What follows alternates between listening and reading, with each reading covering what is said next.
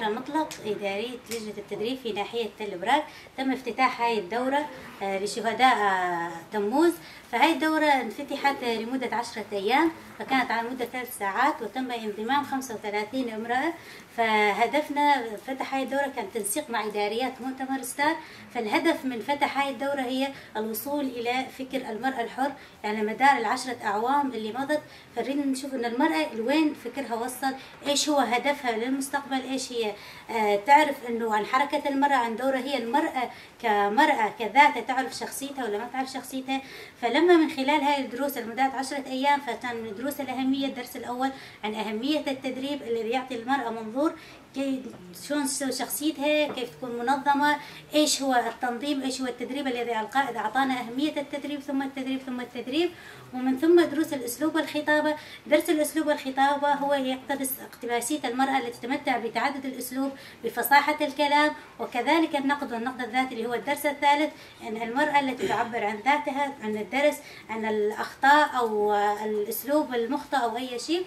فمع درس التعصب الجنسوي كيف ظهر على المرأة التعصب، شلون المرأة صار تعصب ضمن المجتمع، الاختلافات ضمن المجتمع. ومن ثم درس تاريخ المرأة، درس مهم تاريخ المرأة، إن شاء المرأة تعرف تاريخها الحقيقي، إيش هي كائن أساسي، ومن ثم تتغير اختلافاتها في المجتمع هذا التاريخ.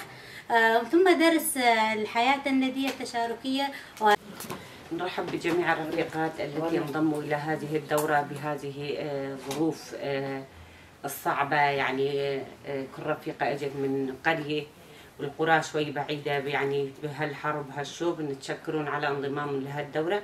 طبعا هدفنا من هالدورة هو النساء بين القرى، النساء اللي ضلت بالبيوت بين القرى، لنقدر نفهمهم فكر وفلسفة القائد عبد الله أوجلان ليوصل لكل النساء. والنساء كمان يعني كان عندهم رغبة في انضمام لهذه الدورة، لأنه من خلال الدورة يستطيعوا أن يدافعوا عن حقوقهم، عن حقوق المرأة، انه المرأة كيف قبل كانت وهلا شلون كانت، ما هي هاي حقوق المرأة، كيف بدها المرأة يعني تعرف هويتها، تعرف ذاتها وتعرف وجودها. طبعا هالشيء من خلال هالدورة.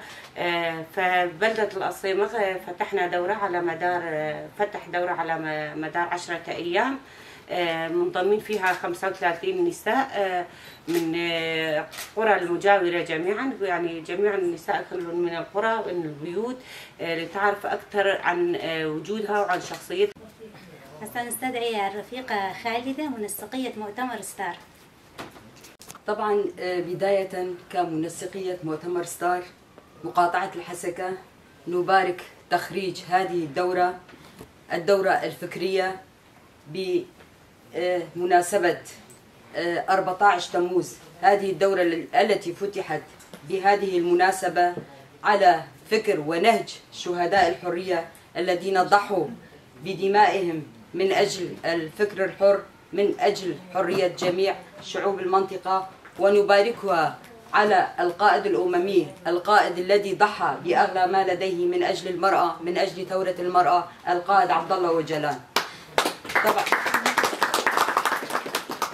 طبعا هذه الدورة التي كانت دورة فكرية، هدف هذه الدورة توعية جميع النساء من جميع المكونات، كردا، عربا، سريانا، آشور، أينما كان. هذه الدورة بمثابة ثورة تمديدا لثورة 14 تموز، والتي امتدادها إلى 19 تموز. طبعا نحن الآن بمرحلة ثورة 19 تموز، الفعاليات التي تجري بالمنطقة بفعالية 19 تموز، تلك الثورة التي انطلقت شرارتها الأولى بنهج وفكر القائد عبد الله أوجلان، وفكر المرأة الحر من أجل حريتها، من أجل كرامتها، من أجل العيش المشترك، من أجل إثبات وجودها وكهويتها ضمن المجتمعات. هذه الدورة نباركها على جميع نساء الشهيدات، النساء اللواتي ضحينا بأغلى ما لديهم من أجل إثبات وجودهم، من أجل حرية المرأة، من أجل إثبات وجود الإنسان كإنسان، وجوده على هذه الكون نباركها على جميع النساء التواقات للحرية اللواتي لطالما كان حلم جميع النساء لنيل من جميع الانتهاكات التي تطال النساء لأجل حريتها وإثبات حياتها بهويتها الشخصية، بهويتها. مؤتمر ستار أثبتت وجودها ضمن هذه الثورة التي عرفت بثورة المرأة.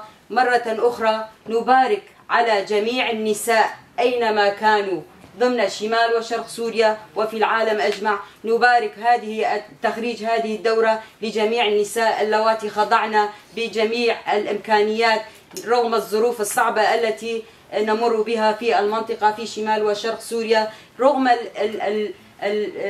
انتهاكات الدول تجاه المناطق في شمال وشرق سوريا. رغم هذه الظروف الصعبة والهجمات الدول على المنطقة، أكدت النساء بإثبات وجودهم بإرادتهم الحرة على استمرار بنهج وفكر قائد الأمة الديمقراطية بالتوعية بالتدريب، كما قال القائد: التدريب ثم التدريب ثم التدريب.